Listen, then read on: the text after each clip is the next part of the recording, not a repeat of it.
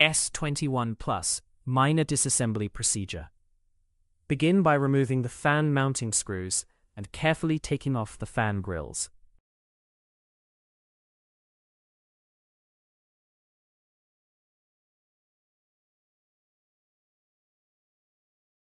Next, remove the top cover screws and lift off the top cover.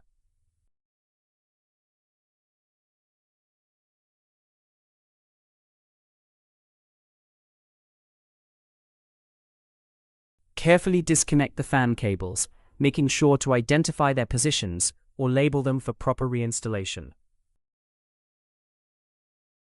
Remove the power supply cover screws and disconnect the associated cables. Then remove the mounting screws for the front and rear fan grills and take out the grills. Remove the hashboard retaining screws.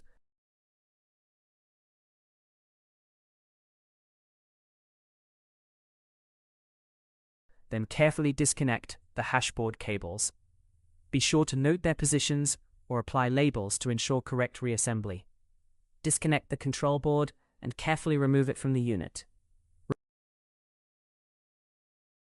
Remove the power supply unit, PSU mounting screws, and carefully take out the PSU.